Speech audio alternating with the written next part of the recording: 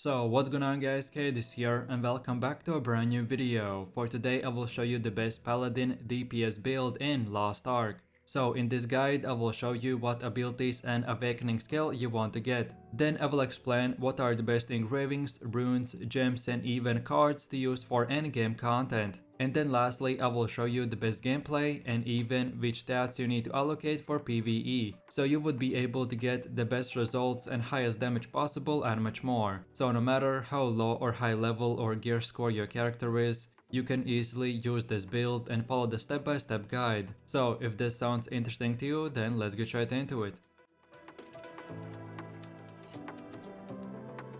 So the Paladin mainly serves as a support class in groups and is a highly requested role for endgame content. However, this does not mean that he is incapable of doing damage, because he has really good amount of AoE damage skills available from the start to speed up the leveling and dungeon farming process. And of course, remember to group up your enemies before using AoE skills for the best efficiency possible. So then for our endgame build, we will be using the preemptive strike engraving, which when attacking a monster with a full HP will give us a guaranteed crit, with plus 160% damage and much more. So if you are looking for the best DPS Paladin build for leveling, raiding, chaos dungeon or any other PvE content build, then this is the one for you.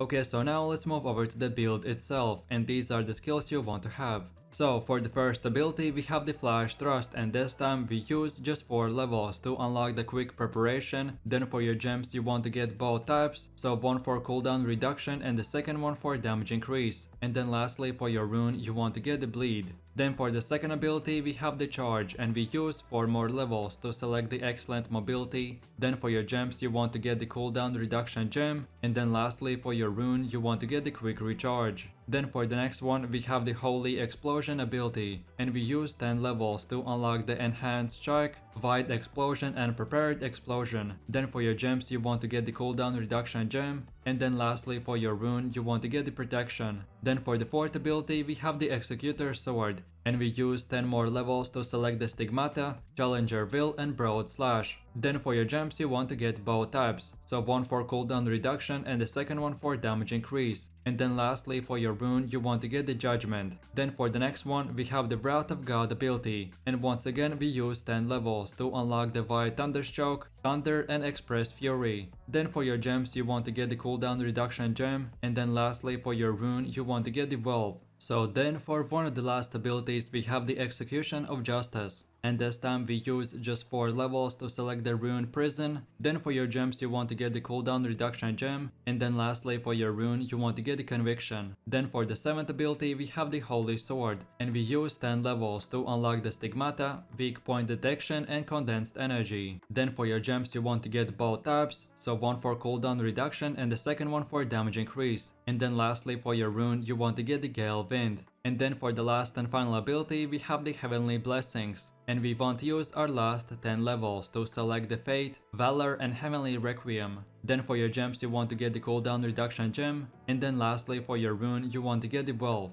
Then as well after level 50 for your awakening skill you want to get the Eliteness Judgment. But if you haven't reached level 50 yet, then here's a specific guide on which abilities you should upgrade first while leveling with the Paladin. And then on top of all this, focus on equipping as high item level gear as you can. And then at the end game you should have 350 crit and 1250 swiftness. But again, if you haven't reached this point yet, then try to have around 80% stats into swiftness and 20% stats into crit. Okay, so then the way I would recommend to upgrade this build is at level 50, you will get around 250 points. So this is how your build should look like. But then by doing more and more endgame content you will get more points. And at the absolute endgame, this is how your build should look like with all the 410 skill points. So at the start you use the 252 point build, and then by leveling up and completing quests you will get more points. So just keep on improving your skills and getting higher tier runes and gems as well. So then let's move over to the engravings, and you want to get the Judgment. This is one of the best sources of DPS for our build. We will receive a punishment damage increase by 25% while at the same time gaining 100% meter gain and 100% of the Sacred Executioner. So then the second engraving is called the Preemptive Strike, and this is one of the best engravings that will help us clear big monster groups very fast. This engraving will give us the ability to attack monsters with full HP, which will give us a guaranteed 160% damage and much more. Then the next one is called the Keen Blunt Weapon, and because we receive a bunch of crit rate from other engravings and stats, getting increased crit damage will come very useful to increase our overall damage. Then for the fourth engraving, you want to get the Raid Captain, and this engraving is very useful because we are running a high swiftness build. So around 140% movement speed, Raid Captain provides 18% increased damage output. Then the next one is called the Grudge, and this is more advanced engraving that is recommended for tier 3 content. This is the most efficient engraving against mobs, and you will get your damage increased, but in return you will take 20% more damage. So when you get to the very endgame content, which is called the tier 3, then get this engraving, and before using it, get it to at least level 2, because at level 1 this engraving is not that efficient.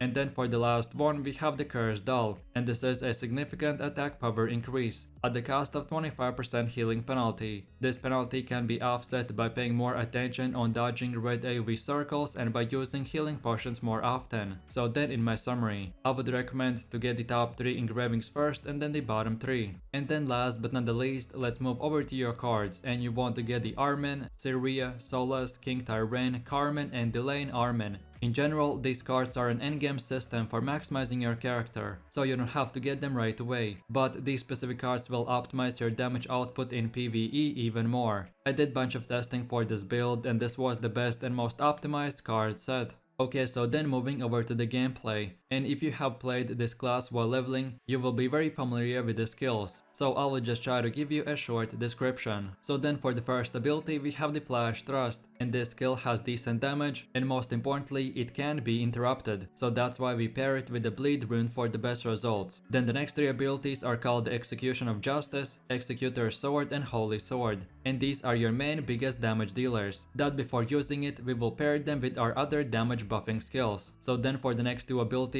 we have the Wrath of God and Heavenly Blessings, and these are your main buffing skills that will do damage and at the same time give you and your party members plus 15% attack power for the next 6 seconds. Then for one of the last abilities, we have the Holy Explosion, and this is an excellent skill for clearing a lot of mob groups because it has massive AoE and high damage. So then for the last ability, we have the Charge, and when you activate it, your character will charge forwards for 6 meters, stabbing the enemies in front of you, and when you're charging the skill, it will create a shield around you with 15% of your maximum HP. And then lastly, our Awakening skill is called the Litania's Judgment, and when you use this ability, your character will jump and unleash a holy light that will shine towards your target, inflicting a lot of damage, and when you land the shot, it will create a shield for 80% of your maximum HP, so you can use this ability for offensive or defensive play. Okay, so then let's take a closer look at your best skill rotation, and as we are playing with the Paladin damage build, our playstyle is fairly simple and straightforward. So the highest damage rotation is to first of all use the Wrath of God, then the Execution of Justice, then the Flash Thrust, then the Holy Sword, and now we use the Heavenly Blessings, then the Holy Explosion, then the Executor's Sword, and then we finish it off with the Charge. So let's see what we did in this rotation. By using the Wrath of God in the beginning of the fight, we applied a buff that will increase our attack power by 15%. So then we use few of your main damage skills. Then afterwards we reapply the same 15% attack power buff, by this time using the Heavenly Blessings, and then we use again a bunch of high damage abilities, and that's about it. So for the DPS Paladin, there is no one best way to play this build. The main thing you need to do is apply the Wrath of God and Heavenly Blessing skills for your attack buffs, and then you can use the rest of your damage skills in no particular order while your buffs are active. And then lastly, for the best efficiency possible, allow your enemies to group up before using your damage skills, and that's about it. So now for my last and final conclusions for this build. Remember to not use your special skills called the Sacred Executioner near the end of the rotation. So as soon as you get it, save it for the next time you apply the plus 15% attack power buff. Then as well, don't forget to rotate between the Wrath of God and Heavenly Blessings because they don't stack. Then if you're fighting in the endgame dungeons, be aware that you don't have any real stagger. dagger or counter attack skills, so you don't have to save any of your skills, but this mechanic will be left to the rest of your party members. And then lastly, if you want to use this paladin build only for solo content and then for group content you want to be a support paladin build, then I recommend for you to watch my previous video on the support paladin build. So just scroll through my channel or click the link in the description, and that's about it. So I really do appreciate everyone for watching, guys, and I hope you enjoyed it. If you have any suggestions, feedback, or other good Lost Ark PVE classes that you would like to see in the next video, then feel free to leave your comments in the comment section down below. Then while you're doing that, please click like, subscribe, and enable that notification bell, so this way you could support the channel and you won't miss any more amazing content from me. With all this said, you have an amazing day, and I'll catch you in the next one. So take it easy, peace. Yo, I ain't here